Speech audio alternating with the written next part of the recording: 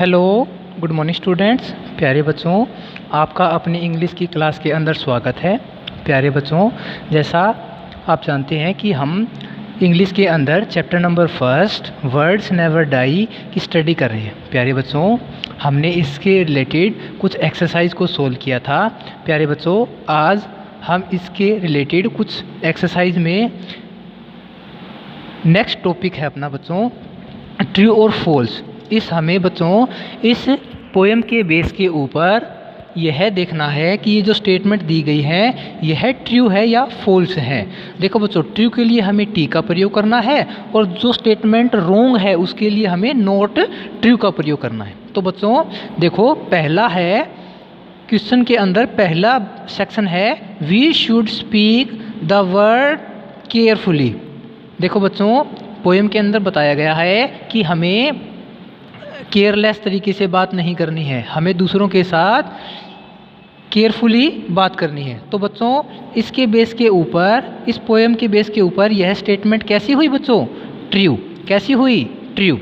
Next है बच्चों, the words are dead very soon in our memory. प्यारे बच्चों, पोएम के अंदर बताया गया है कि जो वर्ड हम बोलते हैं वो और जिन वर्ड को हम सुनते हैं वह हमारी मेमोरी के अंतर्गत हमेशा के लिए क्या हो जाते हैं बच्चों? सेव हो जाते हैं, हमेशा हमारी मेमोरी के अंदर बने रहते हैं। तो उसके बेस के ऊपर यह स्टेटमेंट क्या है बच्चों?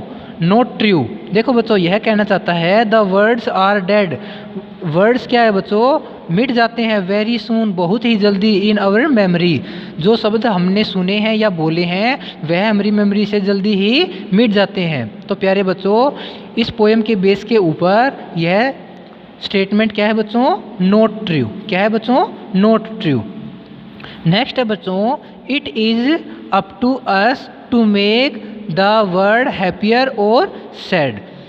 यह कहना चाहता है बच्चों कि यह हमारे ऊपर निर्भर करता है कि हम अपने संसार को खुश बनाना चाहते हैं या दुखी। तो प्यारे बच्चों, इस पोएम के बेस के ऊपर यह स्टेटमेंट क्या हुई बच्चों? बिल्कुल ट्रू है।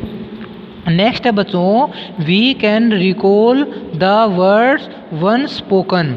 यह कहना चाहता है बच्चों कि हमने जब एक बार किसी शब्द को बोल दिया तो हम उस शब्द को वापस ले सकते हैं। लेकिन बच्चों, जैसा कि आप जानते हैं इस पोएम के स्टार्टिंग में ही पोएट ने बताया था कि जब हम एक बार किसी शब्द को बोल देते हैं तो हम उसको दोबारा नहीं ले सकते। इसीलिए हमें शब्दों को बहुत ही केयरफुली बोलना चाहिए। तो प्यारे बच्चों, इस पोएम के बेस के ऊपर यह स्टेटमेंट क्या हुई बच्चों? Not true.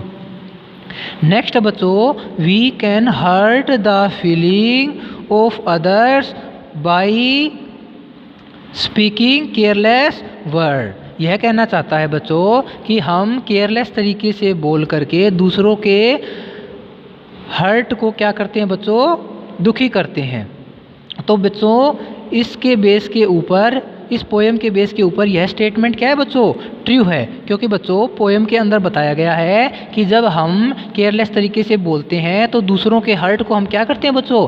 गिफ्ट करते हैं। तो प्यारे बच्चों, इस पोएम के बेस के ऊपर यह स्टेटमेंट क्या है? बिल्कुल ट्रू है।